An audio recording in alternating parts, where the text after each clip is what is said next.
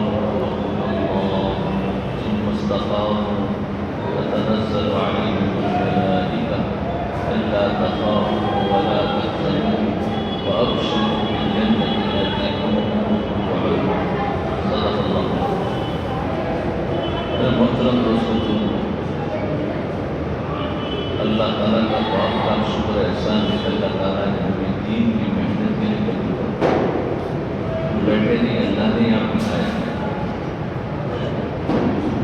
یہ ہماری جو میں جا رہی ہے وہ باہر جا کر محنت کری، ہمیں بیٹھے بیٹھے پورا اجر ملے گا.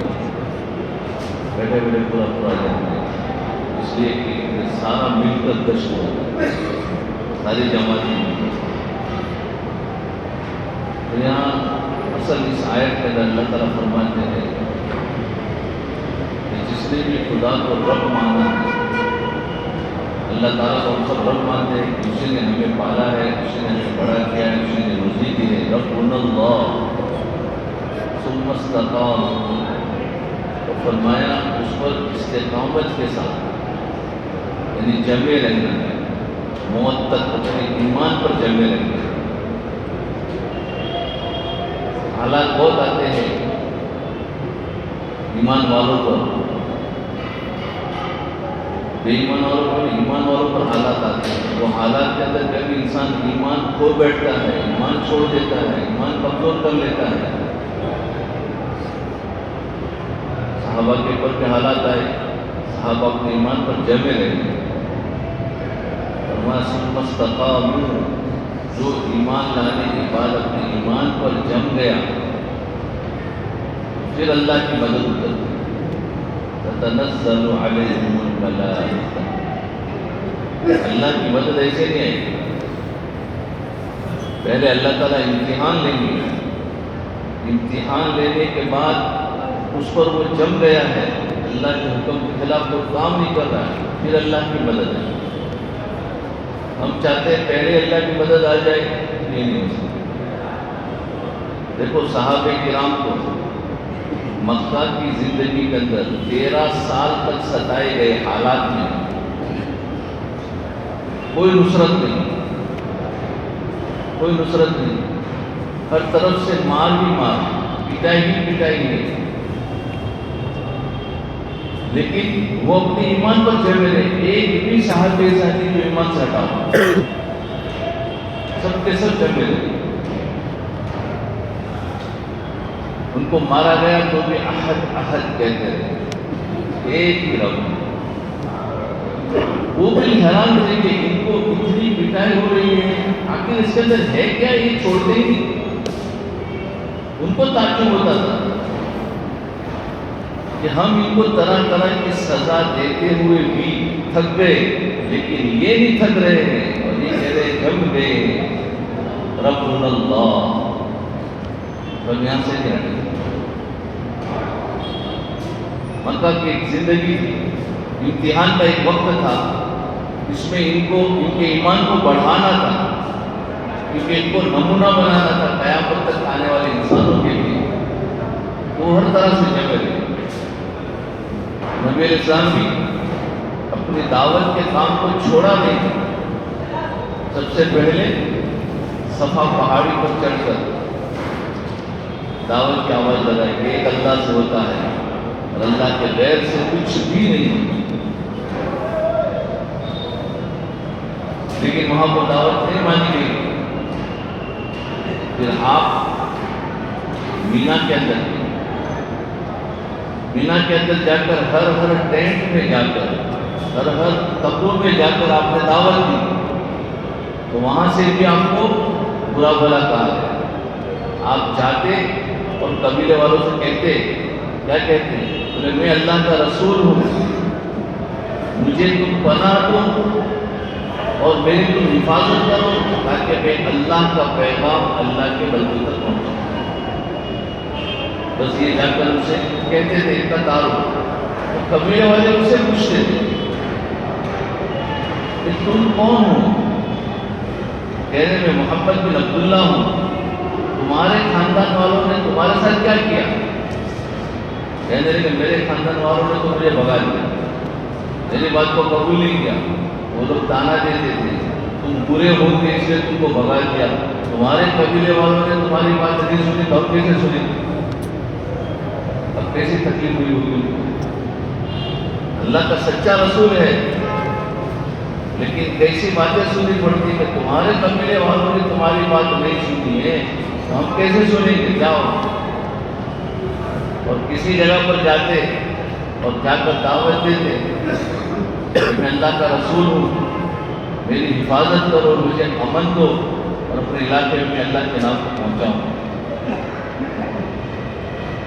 تو کچھ لوگوں کو سمجھ میں آتا کہ ٹھیک ہے ہم آپ کی حفاظت کرتے ہیں، ہم آپ کو ساتھ میں لے جائیں گے، لیکن ان کے قبیلے میں کچھ بدماش لوگ ہوتے ہیں، جب وہ آتے اور کہتے یہ کون آدمی ہے؟ کہا یہ نبی ہے، کہتے میں اللہ کا رسول ہوں، تو وہ ان کے قبیلے کے بدماش آدمی کہتے اس کو یہاں سے بھگاؤ، اس کو اپنے ساتھ میں نہیں لے کے جانا۔ تو نبی علیہ السلام نے مینا کے میدان پہ بڑی تکلیف کی، لیکن آپ نے استقامت کے ساتھ کام کرتے ہیں، ہٹے نہیں۔ پھر آپ نے سوچا کہ لاؤ طائف میں جا کر کام کریں۔ دین کی محنت تو موت تک ہر ایک کو کرنی ہے، جگہ تو بدل سکتی ہے لیکن دین کی محنت نہیں چھوٹ سکتی، یہ تو ہر ایک کو کرنی ہے۔ تو اللہ کے رسول صلی اللہ علیہ وسلم نے طائف کے میدان کا رخ کیا، شاید وہاں لوگ مان لیں، خصوصی لوگ مان لیں گے، کیونکہ عمومی لوگوں کا ماننا بہت آسان ہوگا۔ طائف کے میدان میں آپ نے محنت کی، لیکن وہاں سے بھی کوئی ان کو ملی نہیں، بلکہ اوپر سے بچوں کو لگا دیا، شریف بچوں کو، جو آپ نے پتھر مارے گئے اور آپ زخمی ہوئے، لیکن آپ اپنی دعوت میں جمے۔ اور حضرت بلال رضی اللہ عنہ، حضرت سلمان فارسی، سب کو تکلیفیں پہنچائی گئی، لیکن سب اپنے استقامت کے ساتھ۔ ان الذین قالوا ربنا اللہ ثم استقاموا، جب یہ ہے کہ ہم نے بھی کلمہ پڑھا ہے، ہمارے پر بھی حالات آئیں گے، ان حالات میں ہم کیا کریں؟ اللہ کے گھر کو چھوڑ دیتے ہیں، اللہ کے گھر کو زیادہ پکڑتے ہیں۔ حالات ایمان والے پر آئیں گے، لیکن حالات سے گھبرانا نہیں، اس حالات کے پیچھے راحت ہے۔ اب ان کا مکی دور جب ختم ہوا ہے، مدینہ منورہ میں جب ہجرت کر کے گئے ہیں، اور ہجرت کر کے سب سے پہلی جو جنگ ہوئی ہے وہ بدر ہے۔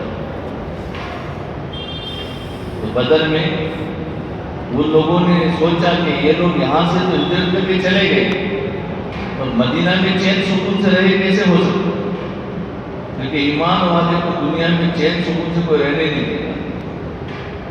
جو غیر ایمان والے ہیں وہ نہیں چاہتے کہ یہ پھلے اور پھولے اور یہ چین سکون سے رہے، ان کو ایسا رکھو کہ ہر وقت پریشان رہے، ورنہ ان کے پاس بڑی طاقت ہے، وہ بھی جانتے ہیں، ہم سے زیادہ وہ جانتے ہیں اللہ کی طاقت کو۔ وہاں آ کر انہوں نے چین سکون سے رہنے نہیں دیا، بلکہ کچھ قبیلوں کو ابھارا کہ جا کر ان سے جنگ کرو۔ تو غزوہ بدر میں جب جنگ ہوئی، اس میں مکہ کے پورے بڑے بڑے سردار اور یوں سمجھو مکہ کے جو پوری طاقت تھی وہ سب آ گئی، اور انہوں نے سوچا کہ ہم ان کو ختم ہی کر دیں گے، چلو ایک ساتھ میں سب طاقت پوری لے کے جاتے ہیں تاکہ ہمیشہ کا راستہ ہی بند ہو جائے، اس میں پوری طاقت لے کر۔ اللہ کا وعدہ ہے، ان الذین قالوا ربنا اللہ ثم استقاموا، استقامت کی، تتنزل علیہم الملائکہ، ہم فرشتے اترتے۔ کیا ہوا کہ جب یہ لوگ پہنچے ہیں، اب اصحاب بدر جو تھے بہت تھوڑے سے تھے، 313 کے قریب، اور مکہ کے جو مشرکین تھے وہ 1000 سے زیادہ تھے، اور یہ صحابہ کے پاس تو نہ ہتھیار ہے نہ سواریاں ہیں، اور مشرکین کے پاس فل ہتھیار ہے، فل سواریاں ہیں، کھانے پینے کا سامان ہے، یہ کھانے پینے کا کوئی سامان نہیں، ہر اعتبار سے کمزور، تعداد کے اعتبار سے، مال کے اعتبار سے، صحت کے اعتبار سے، لیکن ایمان کے اعتبار سے کمی۔ اور یہ لوگ ہر اعتبار سے قوی ہے لیکن ایمان نہیں ہے، ان کی طاقت کچھ بھی نہیں، بظاہر طاقت بہت اچھی ہے۔ اب یہ اتنا سارا لوگ مقابلے کے لیے آئے بدر کے صحابہ کا، انہوں نے سوچا تو تھوڑے سے تو ہے، ہم ان کو ابھی یوں ہی ختم کر دیں گے۔ اللہ تعالیٰ نے فرشتے اتارے، جب جنگ ہوئی ہے تو ایسے کامیابی نہیں ہوئی، ان کی مدد اللہ تعالیٰ نے حضور صلی اللہ علیہ وسلم، انہوں نے ایک ٹینٹ بنایا تھا جس کا نام تھا عریس، آج اس جگہ پر مسجد عریس بن گئی، تو وہاں پر آپ نماز پڑھ رہے ہیں اور اللہ سے دعا کر رہے ہیں کہ اللہ اگر یہ تھوڑے لوگ آج ختم ہو گئے تو پھر دنیا میں تیرا نام لینے والا کوئی نہیں، تو ان کی حفاظت کرو، کیونکہ ہماری تو ہر چیز اللہ کی طرف سے ہوتی ہے، ہمارے ہاتھ میں کوئی طاقت نہیں ہم کچھ کر سکتے۔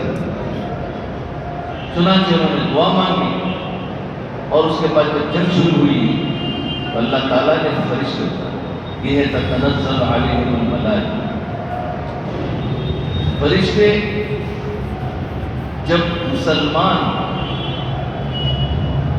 ایمان پر جم رہے ہیں اور ان کے حالات خراب ہوتے جا رہے ہیں اور اس پر یہ صبر کے ساتھ جمے رہتے ہیں تو فرشتے اترتے ہیں، آج بھی اترتے ہیں، ایک تو وہ، اور ایک دوسرا موت کے وقت فرشتے اترتے ہیں، انسان ایمان کے ساتھ دنیا سے جا رہا ہے، موت کا وقت قریب ہے، اس وقت میں بھی فرشتے اترتے ہیں، تنزل علیہم الملائکہ، اور فرشتے اتر کر ان کو تسلی دیتے ہیں، کیونکہ میت جو ہے مرنے والا وہ اب اس دنیا کو چھوڑ کے جا رہا ہے تو گھبرا رہا ہوتا ہے کہ آگے پتہ نہیں میرا کیا حال ہوگا، کیونکہ اجنبی جگہ ہے اور پیچھے جو چیزیں چھوٹ رہی ہے اس کا غم بھی ہے، آگے کا خوف ہے، پیچھے کا غم ہے، اس لیے فرشتے آ کر کہتے ہیں اللہ تخافوا ولا تحزنوا، کہ تو آگے جا رہا ہے اس کا خوف مت کر، اللہ تمہارے ساتھ میں ہے، اور پیچھے جو چیزیں تم چھوڑ رہے ہو، مکان، بیوی، بچے، جائیداد جتنی بھی ہے، اس کا تم غم مت کرو، اس لیے کہ آگے تمہیں اس سے اچھی چیزیں ملنے والی۔ تو فرشتے موت کے وقت بھی اترتے ہیں، فرشتے جب ایمان والا صبر کے ساتھ زندگی گزارتا ہے اس وقت بھی اترتے ہیں، اور اس وقت میں اللہ کی مدد ہوتی ہے۔ تو بدر کے اندر فرشتے ہوتے اور وہ کافی حیران ہو گئے، یہ لوگ تھوڑے سے تھے لیکن کیا بات ہے یہ بہت زیادہ کیسے ہو گئے، کیونکہ فرشتے مسلمانوں کو نظر نہیں آ رہے تھے، ان کو نظر آ رہے، کہا کہ اتنے لوگ کیسے آ گئے، 500 کے قریب فرشتے اترے، تنزل علیہم الملائکہ، اس کے لیے کہ جو انہوں نے صبر کیا تھا، مکہ کی 13 سالہ زندگی صبر کی ہے، 1 سال نہیں، 2 سال نہیں، آج تو ہمارے پر 1 مہینہ پریشانی آ جاتی ہے، پریشان ہو جاتے ہیں، بلکہ جمنا ہے پریشانیاں، یہ دنیا جو ہے یہ دنیا پریشانیوں کی جگہ ہے، تدورتوں کی جگہ ہے، مصیبتوں کی جگہ ہے، ذلتوں کی جگہ ہے، بیماریوں کی جگہ ہے، یہ دنیا میں سب کچھ ہوگا، جنت میں کچھ نہیں۔ ہم چاہتے ہیں ہماری دنیا جنت بن جائے، یہ نہیں ہو سکتا، ہم ایمان والے ہیں، ہاں اللہ تعالیٰ کبھی راحت دے گی، کبھی تکلیف دے گی، ہمیشہ راحت دے گی، ہمیشہ تکلیف میں بھی نہیں رہیں گے، اس لیے کہ اللہ تعالیٰ جانتا ہے میرا بندہ بڑا کمزور ہے، اگر اس کو 4-5 سال تکلیف میں رکھوں گا تو یہ ایمان سے بھی نکل جائے گا، اس لیے اللہ تعالیٰ 2-4 مہینے تکلیف میں رکھتے ہیں، پھر اس کو راحت دیتے ہیں، یہ اللہ کا اپنا ایک نظام ہے، تو راحت ضرور ملے گی لیکن تھوڑی دیر کے لیے ہوگی، اس کے بعد تکلیف آئے گی، وہ بھی تھوڑی دیر کے لیے ہوگی، تکلیف بھی ہمیشہ نہیں ہوتی، اس تکلیفوں کے اندر کیا کرتے ہیں اللہ دیکھ رہے ہیں، کہ میرے بندے کو میں نے نعمت دی تھی تو میرے دربار میں، میری مسجد میں آنے لگا، میرے گھر پہ آنے لگا، نمازیں پڑھنے لگا، محنت کرنے لگا، لیکن میں نے نعمتیں چھین لی تو یہ میرے گھر کو چھوڑ دیا، میرے سے ناراض ہو گیا۔ اللہ تعالیٰ دیکھنا چاہتے میرا بندہ کس سے محبت کرے، اگر میرے سے محبت کرے گا تو نعمتیں چھینوں گا تو بھی میرے گھر میں آئے گا اور نعمتیں دوں گا تو بھی میرے گھر میں آئے گا. لیکن انسان اگر نعمتیں آ گئی تو دربار چھوڑ دیا, اللہ تعالیٰ کہتے ہیں کہ اچھا یہ میرے سے محبت نہیں کرتا, مال سے محبت ہے. دیکھا کہ مال ملا تو مجھے چھوڑ دیا, اور مال نہیں تھا تو میرے گھر میں آ کر مجھ سے مانگتا تھا اللہ معاملات کو درست فرما, صحت عطا فرما, اور نعمتیں مانگنے لگا, اور جب دے دی تو بھاگ گئے. ہمارا یہی حال ہے. اس لیے اللہ تعالیٰ ہر ایک کو زیادہ نہیں دیتے, فرمائے تمہیں دنیا میں زیادہ نہیں دوں گا, ضرورت کی دوں گا. وہ بھی حلال طریقے سے لوگے تو, حرام طریقے سے لوگے تو بھی تمہیں نعمتیں زیادہ نہیں دوں گا. حرام میں بھی اللہ ہی دیتے ہیں, حلال میں بھی اللہ ہی دیتے ہیں. آج انسان سنتا ہے میں جھوٹ بول کر کماؤں گا تو میں کما رہا ہوں. جھوٹ بول کر کہ اللہ ہی روزی دے گا, سچ بولے گا تو کہ اللہ ہی روزی دے گا.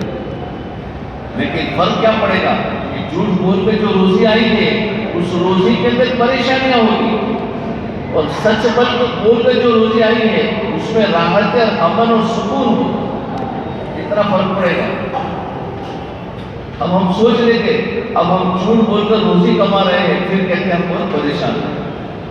بولے میرے پاس مال ہے, سب کچھ ہے, لیکن چین اور سکون نہیں ہے. پھر انسان دیکھتا ہے کہ چین اور سکون کیوں نہیں آ رہا ہے.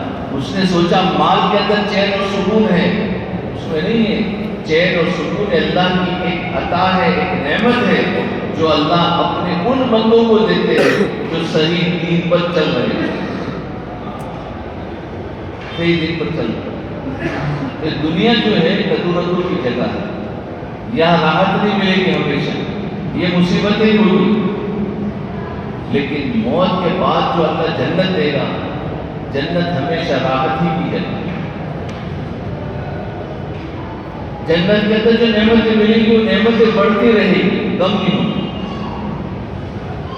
جنت ایسی چیز ہے, اس کی نعمتیں بڑھتی رہے گی,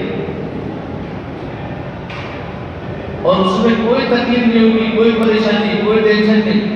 وہاں کا پورا نظام آٹومیٹک ہوگا. آج کل سب آٹومیٹک بن رہا ہے, یہ سب جنت کی نقل مانگ رہے ہیں, لیکن جنت کا جو نظام ہے اس کی تو یہ بنا بھی نہیں سکتے. یہ تو دکھاتے ہیں کہ دیکھو ہم نے ایسا بنایا, اللہ نے اس سے بھی زیادہ جنت کو آٹومیٹک رکھا. ارادے پر سب چلے گا, جنت کے اندر سب ارادے پر چلے گا. یہاں پر فرشتوں نے فرمایا تتنزل علیہم الملائکہ الا تخافوا ولا تحزنوا. اس مرنے والے کو کہہ رہے ہیں کہ تم خوف بھی مت کرو اور غم بھی مت کرو. وَأَبْشِرُوا بِالْجَنَّةِ الَّتِي كُنتُمْ تُوعَدُونَ. اس کو خوشخبری سناتے ہیں کہ تو گھبرا مت, کیونکہ تو نے دنیا میں صبر کیا, دنیا میں تو نے صبر کیا, تیرے پر مصیبت آئی, تو نے خدا کی طرف متوجہ ہوا ہے, شکایتیں نہیں کی, تیرے پر بیماری آئی, تیرے پر لان تان بھی ہوتا رہا, لیکن اس کے باوجود بھی تو آج تجھے اللہ تعالیٰ کی طرف سے خوشخبری ہے. وہ فرشتے خوشخبری سنا رہے ہیں, کیونکہ جب انسان کو خوشخبری سنائی جاتی ہے تو انسان جلدی سے اس جگہ پر جانے کے لیے تیار ہو جاتا ہے. کیونکہ جو روح ہے وہ ہمارے جسم میں 50-60 سال رہی ہے, اب وہ نکلنے کے لیے تیار نہیں ہے. ایک انسان جس گھر میں 50 سال رہا ہو اور اس کو کوئی گھر خالی کرا دے تو خالی کرے گا. بڑے ماں باپ کہیں گے بیٹا ہم تو اس گھر میں سے نہیں نکلیں گے, آپ تو یہی رہیں گے. انسان کو ایک انسیت ہو جاتی ہے. تو جو روح جو ہے وہ جس گھر میں رہی ہے, جس باڈی میں ہے, اب اس باڈی سے نکالنا ہے تو نکلنے کے لیے تیار نہیں ہے. تو کیسے حکمت سے نکالتے ہیں, اس کو اس سے اچھی چیز بتاتے ہیں. بوڑھے ماں باپ اس گھر میں سے کب نکلیں گے جب دوسرا گھر اس سے اچھا بہترین بنا دیا جائے کہ اس میں اس طرح کی سہولت ہے اور یہ ہے اور یہ ہے, اور اس گھر میں اس طرح کے ہمیں پریشانی تکلیفیں ہیں, تو کہیں کہ چلو جی وہ خوشخبری کے ساتھ نکلتا ہے, ویسے نہیں نکلے گا. خوشخبری دی جاتی ہے, فرشتے آ کر کے خوشخبری دیتے ہیں. فرمایا وَأَبْشِرُوا, اس کو خوشخبری دیتے ہیں. کس کی؟ جنت التی کنتم توعدون، اس جنت کی خوشخبری دو. جنت کیسی ہے کہ جہاں پر کوئی پریشانی نہیں. تو جو جنت اس کو جب دکھائی جاتی ہے تو پھر اس روح کو نکلنے کے لیے آسانی ہوتی ہے. ٹھیک ہے چلو وہ جگہ بہت اچھی ہے، تو پھر وہ بدن میں سے روح نکلتی ہے. اس لیے فرشتہ کا خوشخبری دیتے. اس لیے فرمایا مومن کی جب روح نکلتی ہے تو ایسے نکلتی ہے جیسے آٹے میں سے بال نکلتا.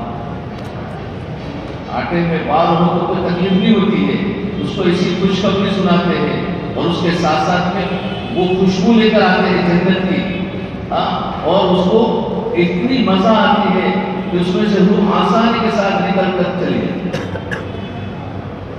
ضرور نکالے. لیکن جو منافق بندہ ہوتا ہے، منافق ہوتا ہے، گناہوں میں زندگی گزری ہوتی ہے، اللہ سے دوری ہے، اللہ کے حکموں کو توڑا ہے، اب اس کی روح قبض ہو جاتی ہے، اس کو تو خوشخبری نہیں سنی،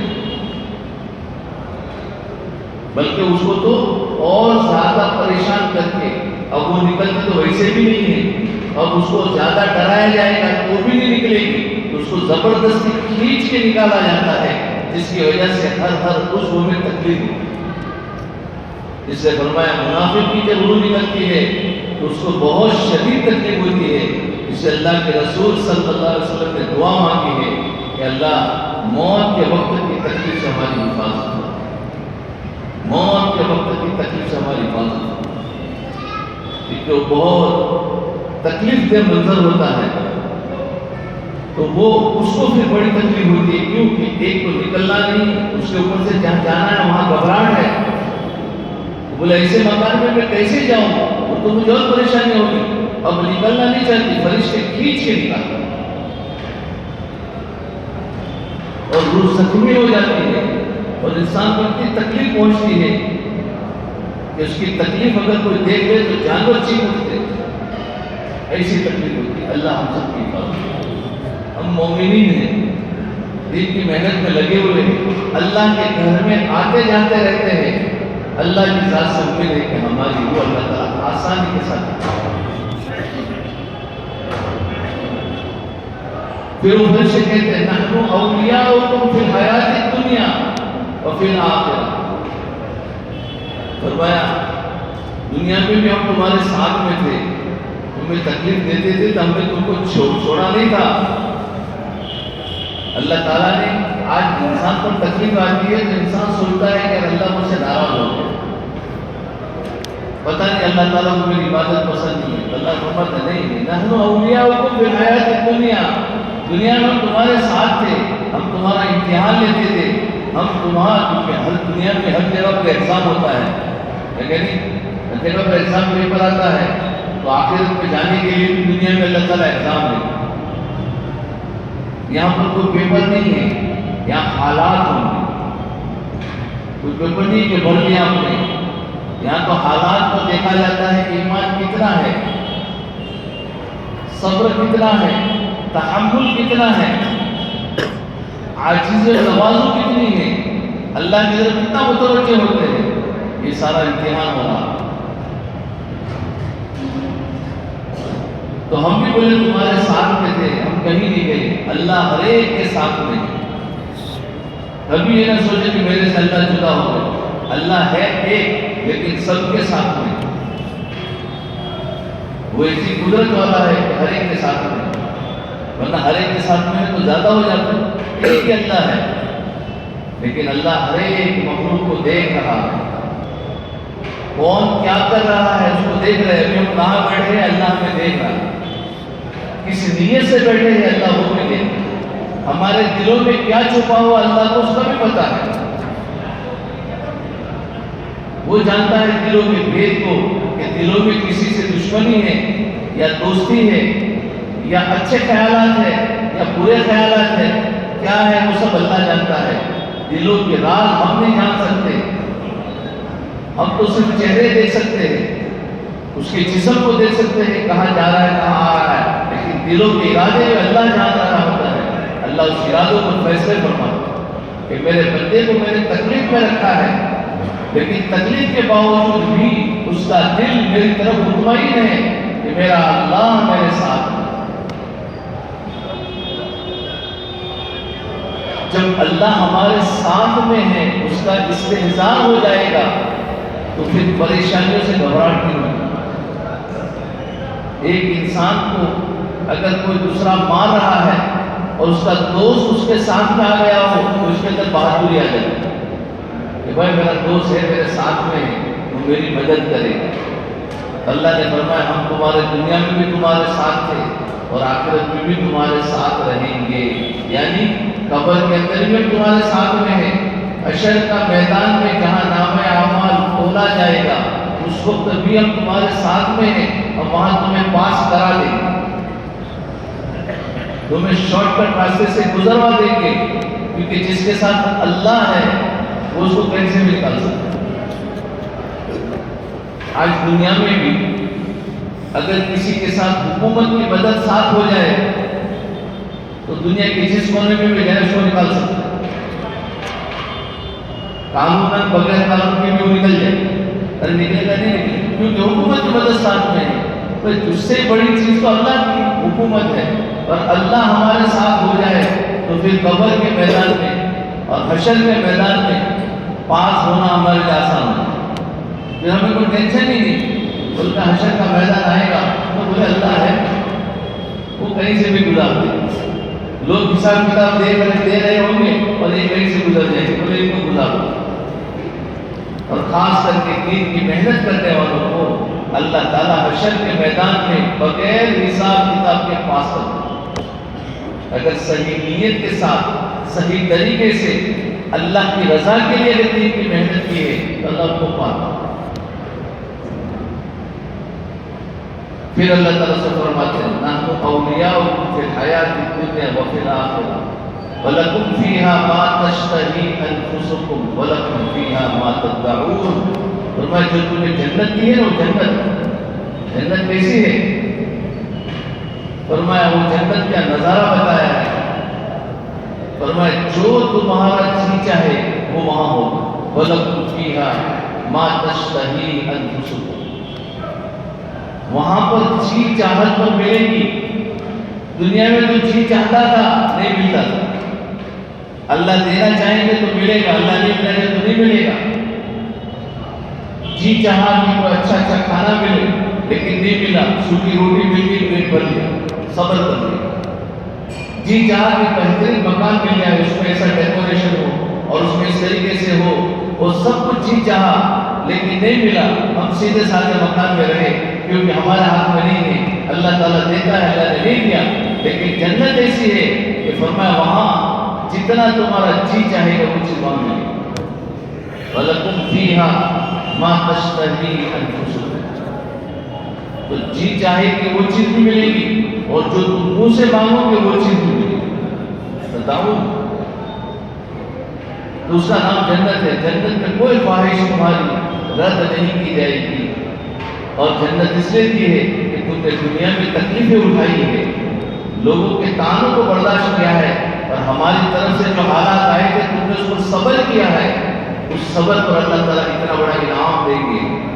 انعام ایسے نہیں ملے گا کہ صرف 5 وقت کی نماز پڑھ کے اور انعام مل جائے گا، بلکہ پوری زندگی اللہ تعالیٰ دیکھیں گے کہ تم کاروبار میں کیسے تھے، تم گھر میں بیوی بچوں کے ساتھ کیسے تھے، تمہارا معاملات کیسا تھا، تمہارے اخلاق کیسے تھے، تم بزنس میں کیسے کام کرتے تھے، یہ ساری باتیں اللہ تعالیٰ دیکھیں گے، اس کے بعد ہی انسان کو ملے گا۔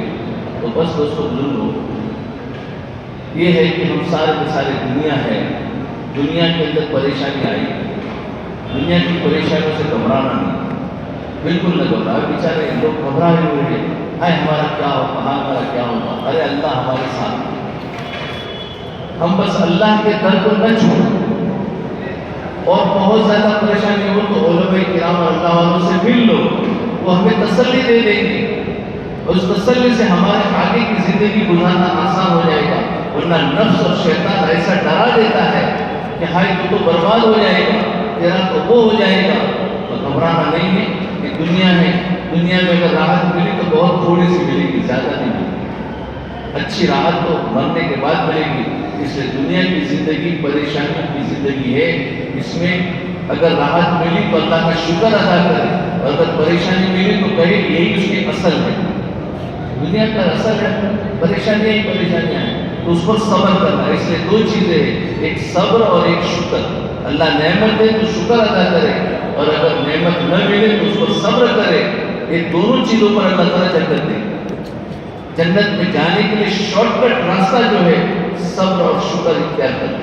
شکایت اس میں نہیں ہے، اگر صبر نہیں ہوگا تو شکایت پیدا ہوگی، ہاں میرے ساتھ ایسا کیوں، اس کے ساتھ کیوں نہیں، میرے ساتھ کیوں پریشانی، اللہ تو ان کو کتنا مال دیا ہے مجھے کیوں مال نہیں دیا، شکایت پیدا ہوگی۔